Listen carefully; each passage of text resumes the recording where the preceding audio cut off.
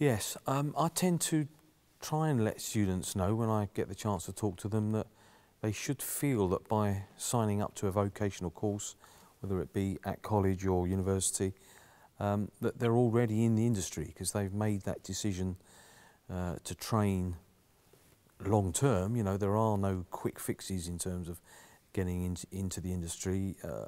It's a lot of competition to do it, whether you choose to try and work for someone else at another studio or a commercial studio, or you choose to set up on your own.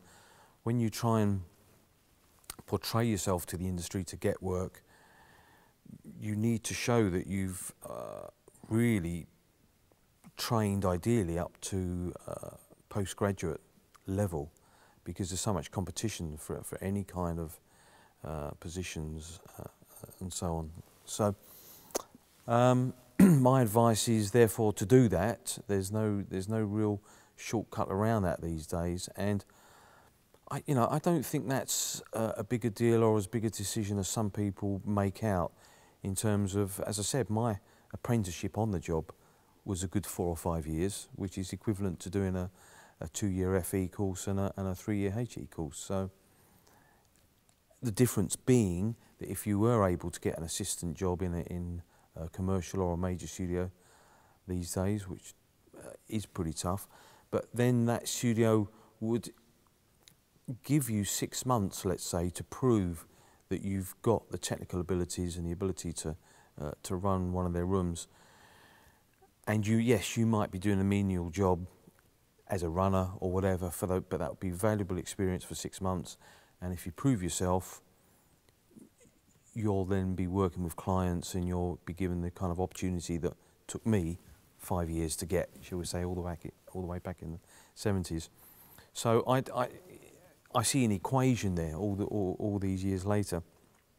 My other advice is, as the way I describe my career, I ended up with my production partner Ian Kerno in quite a small but well-equipped project studio within the strong room. That's become a very common theme in terms of most studios will have other producers and remixers and songwriters in those types of rooms.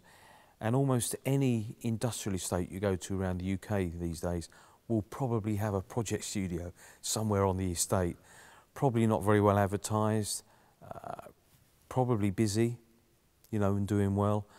And my advice to people trying to get into the industry these days is to seek out those teams, seek out those studios who may not be listed in the directories, but if those teams are having success, and you can track the success of producers and remix teams and songwriters in terms of the UK and the worldwide charts. Certainly Music Week producers are still credited, and the Music Week annual directory does give you a listing of, if not the producers themselves, quite often their managers. So it's a bit of a sort of, it's a bit of study there, a bit of, you've got to go off and research it. But my advice is that it would be good to get experience with an independent team like that, who may not be aware that actually they do need an assistant to run themselves more efficiently, because they're probably so busy they don't necessarily have time to make their clients tea, to get the sandwiches, to do the backup of files and all this kind of thing that needs doing at the end of sessions.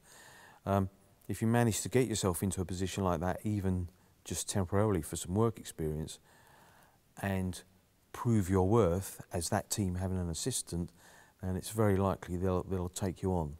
And that's something that's not talked about too much. I'm not saying it's necessarily easy to do that. It takes a bit of research, takes a bit of dedication, but it's an alternative route to just sending out CVs to all the major studios who have got stacks and stacks of them.